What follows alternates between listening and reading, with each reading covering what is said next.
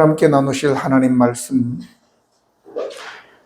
마태복음 23장 23절로 36절까지입니다.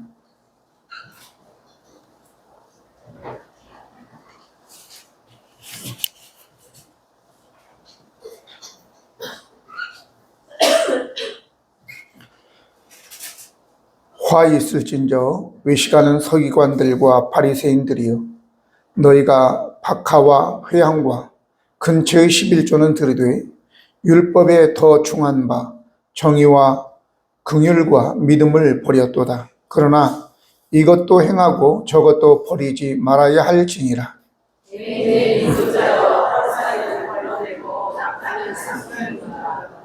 화 있을진저 외식하는 서기관들과 바리새인들이여, 잔과 대접에 겉은 깨끗이 하되 그 안에는 탐욕과 방탕으로 가득하는도다.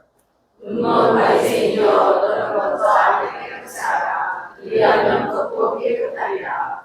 화 있을진저 외식하는 서기관들과 바리새인들이여, 회칠한 무덤 같으니 겉으로는 아름답게 보이나 그 안에는 죽은 사람의 뼈와 모든 더러운 것이 가득하도다. 이와 같이 너희도 겉으로는 사람에게 옳게 보이되 안으로는 외식과 불법이 가득하도다. 화 있을진저 외식하는 서기관들과 바리새인들이여, 너희는 선지자들의 무덤을 만들고 의인들의 비석을 꾸미며 이르되 만일 우리가 조상 때에 있었더라면 우리는 그들이 선지자의 피를 흘릴 때 참여하지 아니하였으리라 하니, 그러면 너희가 선지자를 죽인 자의 자손임을 스스로 증명함이로다. 너희가 너희 조상의 분향을 세우라. 뱀들아, 독사의 새끼들아, 너희가 어떻게 지옥의 판결을 피하겠느냐? 그러므로 내가 너희에게 선지자들과 지혜 있는 자들과 선지자들을 보내 너희가 그 중에서 더러는 죽이거나 십자가에 못 박고 그 중에서 더러는 너희를 땅에서 채찍질하고 이 동네에서 저 동네로 따라다니며 학대하리라. 그러므로 의인 아벨의 피로부터 성전과 제단 사이에서 너희가 죽인 바랴기야의 아들 사가랴의 피까지 땅 위에서 흘린 의로운 피가 다 너희에게 돌아가리라.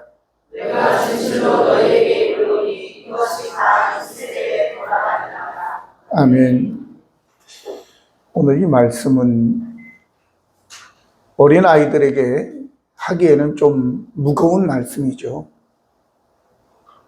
아버지가 이제 삶이 얼마 남지 않았는데 7살 먹은 아들에게, 13살 먹은 아들에게, 야, 내가 이제 살 날이 얼마 남지 않았다, 이렇게 이야기할 수 없죠. 참 곰곰이 생각해 보았습니다. 그럼 몇 살이나 된 아들에게 내가 살 날이 얼마 남지 않았으니 너가 이제 마음을 굳게 먹고 네 어머니나 동생들을 잘 돌보아라 라고 할 때의 나이가 몇 살이나 도대체 돼야 될까 한번 생각해 보니까, 글쎄, 적어도 한 17, 20살은 돼야지 이 말을 하지. 7살 먹은 아들한테 아들아, 내가 6개월 후면 죽는다, 너희 어머니를, 네 동생을 부탁한다, 그렇고 죽을 수는 없지 않겠어요? 오늘 말씀에 보면 이제 굉장히 무거운 말씀이죠. 뱀들아, 독사의 새끼들아 라고 하면서 너희가 지옥의 판결을 피하겠느냐, 이런 말씀을 아무에게나 하게 되겠습니까? 음주운전하지 말아라, 큰일 난다, 7살 먹은한테 뭔 그런 얘기를 하겠어요? 적어도 20살 이상은 돼야지만이 되는 거 아니겠어요? 그러니까 오늘 이 무거운 말씀이지만, 그러나 우리 주님께서 이것을 들을 만한 회중들이기 때문에 이 말씀을 하는 겁니다. 여러분들이 마음을 다잡고 오늘 하나님의 말씀을 마음에 깊게 새기고, 이렇게 또 완전히 끝나는 것 같은 말씀이지만, 결론에서 말씀드리겠지만, 우리를 사랑하시고 돌이켜 너희로 하여금 지옥의 판결을 받지 않게 하기 위한 주님의 배려이지, 너 끝났어 그러면 그냥 끝내는 거지, 뭘 얘기하겠어요? 자, 오늘 이제 7번의 저주 속에서 넷째 번부터 이제 7번째까지 4개의 저주가 시작됩니다. 첫 번째는 화 있을진저 의식하는 서기관들과 바리새인들이여, 너희가 박하와 회양과 근체의 11조는 들이되 율법에 더 중한 바 정의와 긍휼과 믿음을 버렸도다. 그러나 이것도 행하고 저것도 버리지 말아야 할지니라. 맹인된 인도자여, 하루살이는 걸러내고 낙타를 삼키는도다. 이렇게 말씀하였습니다. 사실 여기에 박하, 회양, 근체, 이건 채소잖아요. 이런 것들의 11조를 드린다. 이건 작은 거죠. 일상에 있는 것이고, 그런데 이것을 드릴 때 사람들이 다 볼 수 있는 거죠. 그러니까 자기 자랑이 될 수 있지만, 그래서 여기에 뭐라고 얘기하냐면 이제 하루살이를 걸러내고라고 얘기합니다. 그래서 이러한 채소의 11조를 드리는 것은 하루살이다, 이런 얘기죠. 그런데 여기에 정의와 긍휼과 믿음을 버렸도다라고 하는 것에 대해서는 낙타를 삼킨다라고 얘기하고 있는 것입니다. 그러니까 거기에 나오는 3가지 정의, 긍휼, 믿음, 이것은 낙타처럼 큰 사건이다, 큰 일이다 라고 얘기하는데, 이건 오히려 그냥 어겨버린다라고 하는 것입니다. 이들의 순종은 눈에 보이는 사람 앞에서는 하지만 이러한 정의나 긍휼이나 믿음은 안에 있는 거기 때문에 사람들이 보지 못하죠. 그런데 이것들은 그냥 삼켜버린다라고 하는 것입니다. 요즘에 죄와 벌이라고 하는 책을 읽고 있습니다. 두 사람의 이름도 복잡하니까 두 사람의 대화입니다. 한 사람은 기성세대입니다. 그런데 자기 주위에 있는 사람들, 젊은 MZ세대가 주위에 있는 사람들 몇 사람들을 찍어가지고 막 소문을 이상하게 내니까 주위에 있는 그 사람들이 그냥 땅바닥에 떨어지게 되고, 모든 사회에 있는 모든 그런 그 지위도 다 박탈당하고 그런 일들이 생겨서 두려운 마음이 생겼습니다. 기성세대가.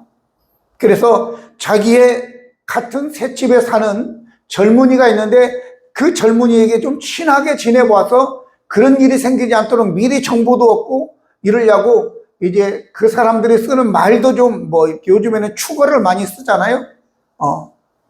그런 OMG가 뭔지 아세요? 우리 은소가 OMG라고 써가지고 OMG 뭐야 도대체, 그래가지고 OMG 찾아봤더니 오마이갓 그런 말도 써가면서 이제 문자도 보내면서 그런 것을 하면서 마치 자기가 그 젊은 세대를 이해하는 것처럼 그렇게 했는데, 말을 하다 보니까 이게 맞지를 않는 거예요. 고결한 이런 말을 쓰니까 이 사람은 무슨 헛소리야, 고결함이 무슨 고결함이야. 이 세상에서는 유익한 것, 사람들에게 유익한 것만 있지 고결하고 고상하고 거룩하고 그런 거 다 헛소리다라고 하는 것이죠.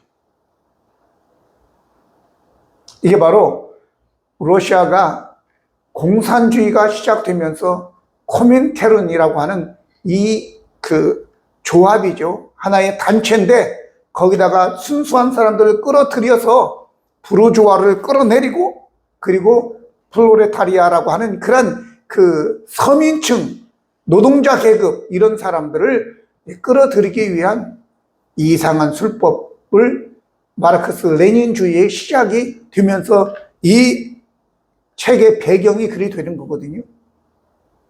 그래서 결국은 이들이 마음에 있는 거 다 필요 없고, 왜? 영혼을, 내세를 생각하지 않기 때문에 그런 거 아니겠습니까? 그래서 내게 눈앞에 보이는 거 유익하냐? 이것이 고결하고 고상한 것이다 라고 얘기하고 있는 것입니다. 그런데 사도행전 17장 11절, 베르야에 있는 사람들은 데살로니가에 있는 사람보다 더 너그러워서 간절한 마음으로 말씀을 받고 이것이 그러한가요? 날마다 성경을 상고함으로 이렇게 더 너그러워서 옛날 개혁 성경에는 더 신사적이어서 이렇게 나오죠.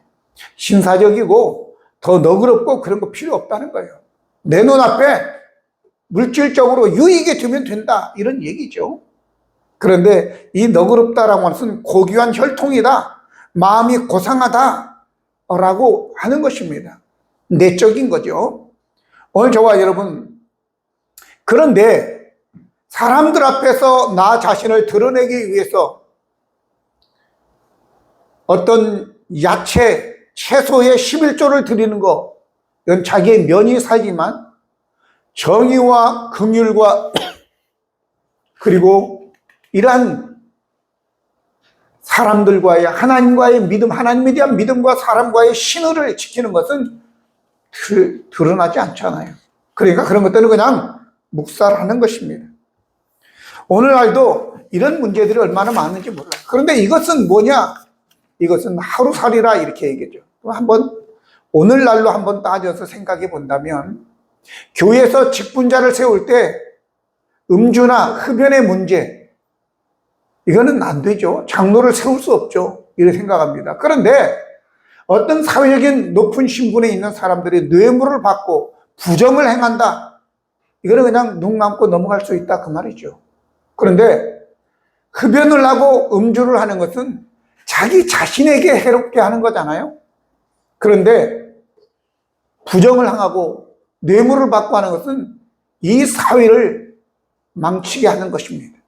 근데 우리는 그런 하루살이는 걸러내고 낙타는 그냥 삼켜버린다. 이 삼킨다는 것은 그대로 잘못을 저지른다 그런 얘기예요. 이 말 뜻이 뭐냐면, 포도주가 있는데 이런 하루살이나 이런 것들이 빠지게 되면 부정에게 되니까 그렇다고 포도주를 버릴 수 없고 하니까 망으로 걸러내는 걸 얘기합니다. 망으로 걸러내고 그리고 낙타는 그냥 삼켜버린다 라고 하는 거예요. 오늘 저와 여러분, 이런 일에 대해서 우리 주님께서 왜 그렇게 했을까? 거의 여기에 보면 이제 화이트 진저 외식하는 자여라고 하면서 소경된 인도자여라고 얘기하고 있는 것입니다. 대부분의 이런 화이트 진저라고 하는 이것들이 다 외식하는 것이고 다 맹인된 눈먼 이런 것에 대해서 얘기하는 것이죠. 자, 그럼 두 번째는 화이트 진저 외식하는 서기관들과 바리새인들이여 잔과 대접에 겉은 깨끗이 하되 그 안에는 탐욕과 방탕으로 가득하게 하는도다. 눈먼 바리새인이여 너는 먼저 안을 깨끗이 하라. 그리하면 겉도 깨끗하리라. 이렇게 얘기합니다. 잔과 대접이라고 하는 것은 바로 모든 음식을 담는 그릇의 총칭을 얘기합니다. 사람도 마찬가지죠. 모든 인격체, 통합적인 인격체를 인간, 사람 이렇게 얘기하듯이 말입니다. 그런데 우리가 음식을 담아 먹기 위해서는 물론 안을 깨끗이 해야 되겠죠. 바깥에도 깨끗이 해야 되겠죠. 밖이 더러우면 아무리 안이 깨끗해도 음식 담아서 먹겠습니까? 더 중요한 것은 아니다 그 말이죠. 그런데 그 사람들은 안은 잘 안 보이니까 겉만 깨끗이 해서 속은 뭐가 있든지 상관하지 않는다 이런 뜻이잖아요. 그런데 여기에 밖을뿐만 아니라 안도 깨끗이 해야 되는데 그 안에는 탐욕과 방탕으로 가득하다 이렇게 말씀하고 있습니다. 탐욕이라고 한다는 것은 우리가 생각할 때 탐욕은 욕심을 얘기하는 거겠지만 그 탐욕이라고 하는 그 원뜻에 남의 것을 강탈하다라는 의미를 가지고 있는 것입니다. 그러니까 다른 사람이 가지고 있는 어떤 것에 대해서 재물이나 뭐 다른 것에 대해서 갖고 싶다는 욕심이 있는데 그걸 갖다가 그냥 놔두는 것이 아니라 강탈하는 거죠. 강탈. 자, 이 바리새인들과 서기관들이 그런 것입니다. 사람들이 있을 때, 많이 있을 때 사람들이 보는 데서는 구제를 하는 것처럼 하고 성경에 보면 이렇게 나옵니다.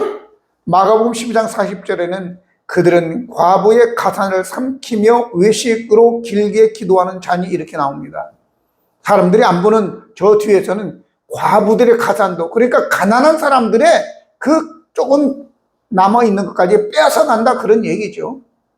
그래서 속에는 탐욕과 방탕으로 라고 얘기합니다. 탐욕이 바로 그런 것이, 남의 것을 강탈하는 것이고, 방탕은 뭐냐?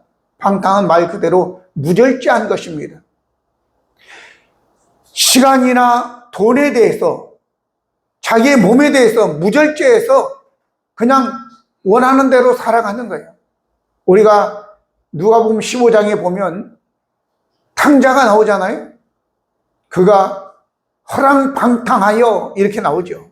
그래서 이제 돈과 시간과 몸을 주색잡기에 다 쓰는 겁니다. 술과 여자에 다 허비해버리는, 그걸 갖다가 방탕이라고 얘기하는 것입니다.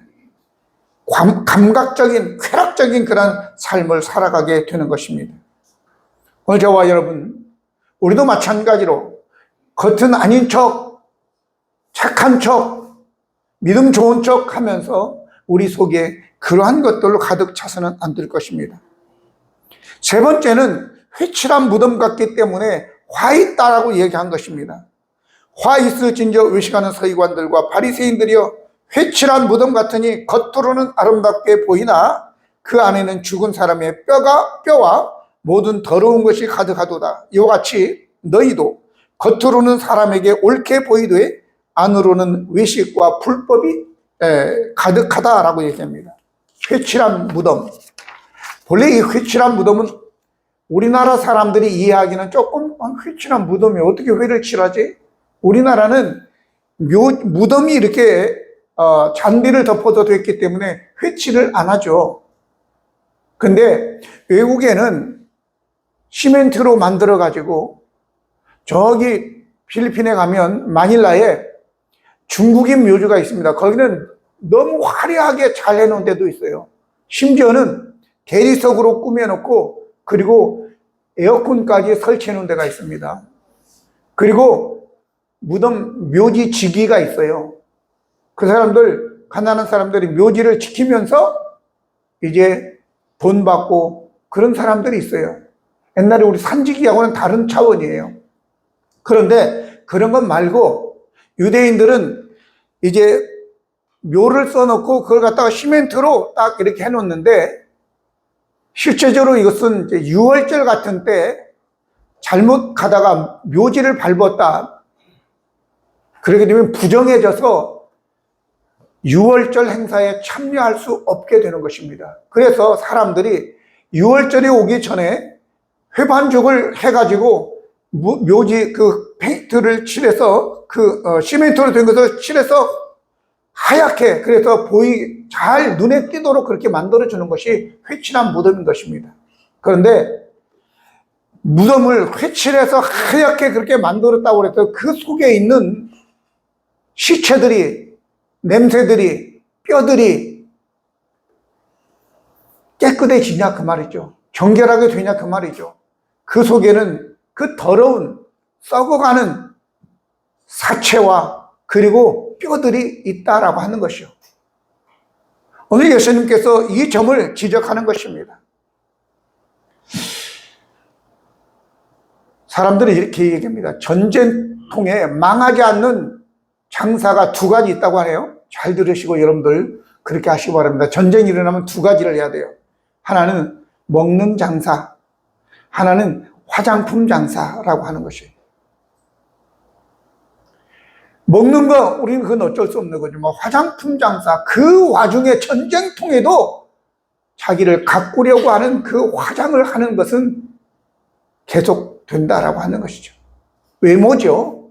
근데 오늘 성경에 디모데전서 2장 9절 10절 보면, 또 이와 같이 여자들도 단정하게 옷을 입으며 소박함과 정절로 자기를 단장하고 따은 머리나 금이나 진주나 값진 옷으로 하지 말고 오직 선행으로 하기를 원하노라. 이것이 하나님을 경외한다 하는 자들에게 마땅한 것이다 라고 얘기하고 있는 것입니다. 여러분, 우리의 자신을 비싼 옷을 걸쳐 입고 화장을 해서 또 비싼 또 귀중품을 우리 몸에 걸침으로 인해서 우리를 화장하려고 하지 마십시오. 이런 자들을 보면 이 외모적으로 자기를 자랑하려고 하는 사람들의 그 대화의 내용은 어떤 내용일까요? 한번 생각해 보십시오. 그들은 모여가지고 하는 말들이 돈, 남녀 스캔들, 시기 질투, 저속한 말들 아니겠어요? 그래서 이제 마가복음 7장 21절로 23절 보면 속에서 곧 사람의 마음에서 나오는 것은 악한 생각, 곧 음란, 도둑질, 살인, 간음, 탐욕, 악독, 속임, 음탕, 질투, 비방, 교만과 우매함이니 라고 얘기하고 있는 것입니다. 겉만 이제 치장하려고 하는 사람들은 입에서 결국은 이런 저속한 말들이 나오게 된다라고 하는 것입니다. 또 뿐만 아니라 불법이라는 말씀이 나오죠. 불법. 불법은 뭡니까? 불법은 아노미아라고 하는 이 헬라어인데 노미아라고 하는 것이 바로 법이라는 뜻인데 그 앞에 아가 붙으면 나치예요. 노율법이에요. 율법이 없이 법이 없이 법 없이 산다 그러면 얼마나 좋겠어요? 아, 저 사람은 법 없어도 살아. 그게 아니라 법을 무시한다라고 하는 것입니다. 사악하다라고 하는 것이죠. 법의 다스림을 받잖아요. 초법적으로 사는 거예요. 나는. 다른 사람은 법에 다 얽매고 나는 법을 어기면 내 맘대로 살아간다라고 하는 것입니다. 불법으로 가득하다라고 하는 거죠. 오늘날도 얼마나 많은 사람들이 그렇습니다. 법 하는 사람들이 결국은 자기들이 법을 다 어기고 법과 상관없이 살아가는 것을 우리는 볼 수 있는 것입니다. 마태복음 7장 22절 23절 보면 이런 말씀이 나옵니다. 주여 주여 우리가 주의 이름으로 귀신도 쫓아내고 선지자 노릇도 하고 많은 권능을 행하지 않았습니까? 이렇게 나올 때에 예수님께서 이 불법을 행한 자들아 내게서 떠나가라 이렇게 얘기합니다. 불법을 행하는 자들아 내게서 떠나가라. 바로 이 불법을 행하다가는 우리가 작은 불법을 행할 때 그냥 눈 감아주면 나도 죽고 나라가 망하게 되기도 합니다. 결국은 예를 들어보죠.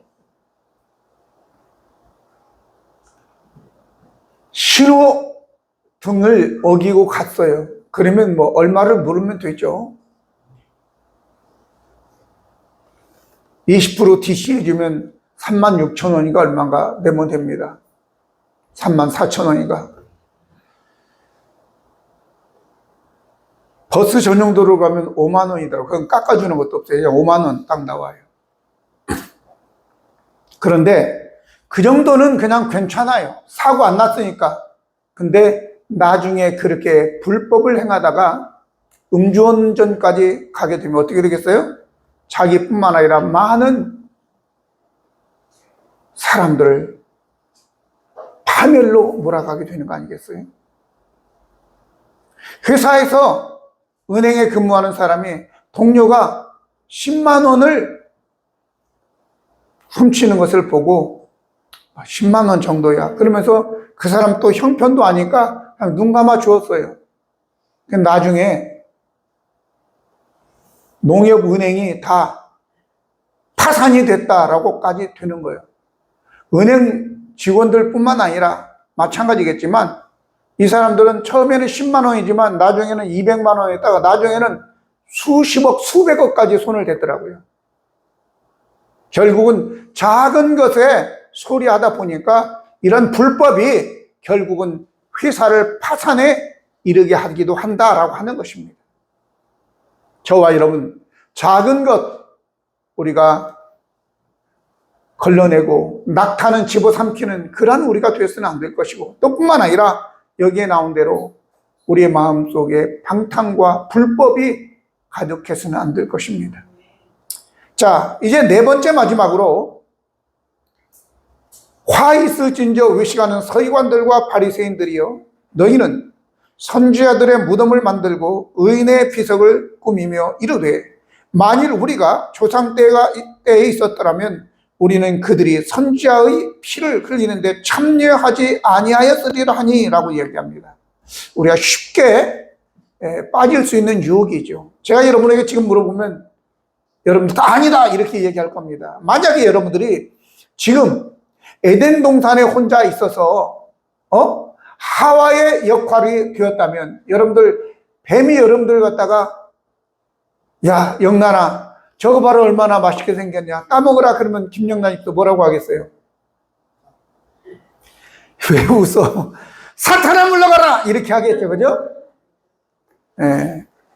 아마 다 그럴 거예요. 다 나는 절대 그거 따먹지 않는다고 사탄아 물러가라고 내칠 것이다 그렇게 얘기하겠지만 여러분과 저와 이 하와는 다른 차원입니다. 하와는 무주의 상태에 있고 우리는 죄성을 가진 자인데 누가 더 죄에 빨리 유혹되겠어요? 네, 피할 길이 없습니다. 여기에 뭐라고 얘기냐면 이렇게 얘기합니다. 예수님께서 야 너희는 선지자들의 무덤을 만들고 의인들의 비석을 꾸미며 이르되 만약 우리가 우리 조상 때 거기에 있었더라면 그들의 죄에 나는 참여하지 않았을 거야. 나는 안 죽여. 이렇게 얘기한단 말이죠. 그러면 적어도 너희가 선지자들과 의인을 죽인 너희 그 조상들의 후손이라는 걸 너희가 입으로 입증하지 않았냐 라고 하면서 이제 주님께서 빼도 박도 못하는 말을 얘기합니다. 말씀을 뱀들아 독사의 새끼들아 이렇게 얘기하는 겁니다. 근데 요한복음 8장 44절에 보면 그런 말씀이 기록되어 있습니다.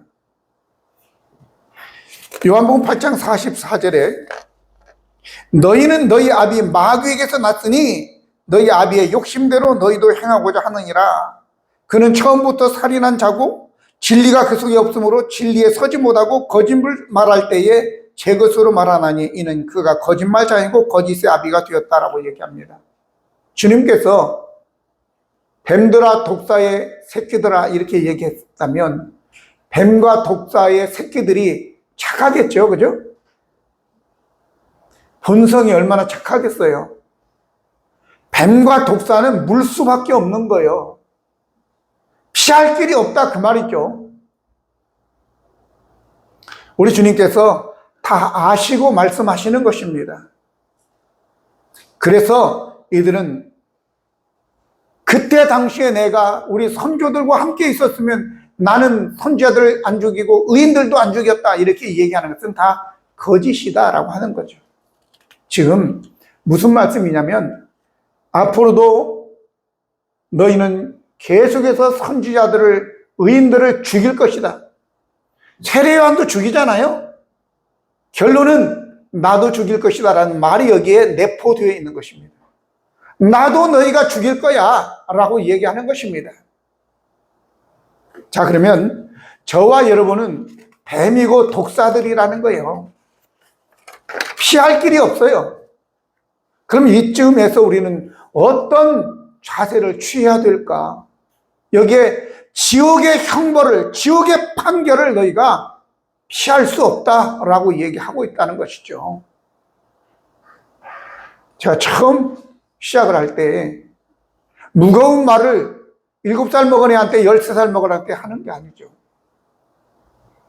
이제 끝난 것 같은 내용인 것입니다. 그런데 이런 말씀을 들을 때 끝났어. 알아서 하세요.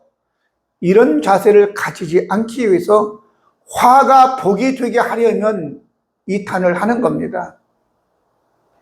이런 얘기를 들었을 때에 요나가 저 니느웨 성에 가서 니느웨의 멸망을 외칠 때에 저들은 어떤 자세를 취했나요? 멸망할 거야. 요나는 그렇게 믿었어요. 그래 기분 좋게 가서 막 얘기했죠. 그런데 성경은 그 이야기를 들은 니느웨 왕이 요나서 3장 7절 10절 보면 왕과 그의 대신들이 조서를 내려 니느웨에 선포하여 이르되 사람이나 짐승이나 소떼나 양떼나 아무것도 입에 대지 말지니 곧 먹지도 말 것이고 물도 마시지 말 것이며 사람이든지 짐승이든지 다 굵은 베옷을 입을 것이요 힘써 하나님께 부르짖을 것이며 각기 악한 길에서 길과 손으로 행한 강포에서 떠날 것이라. 하나님의 뜻을 돌이키시고 그 진노를 그치사 우리가 멸망하지 않게 하시리라. 그렇지 않을 줄을 누가 알겠느냐 한지라. 이렇게 했습니다. 멸망을 선포했어요. 근데 금식을 선포하고 혹시 하나님께서 우리를 하나님께서 용서할지 어때 누가 알겠는지 그러면서 하나님의 처분을 기다리고 있는 겁니다. 저는 이런 말씀을 전할 때마다 아합이라는 사람을 떠올리게 되는 것이죠. 열왕기상 21장 20절로 23절, 27절로 29절 보면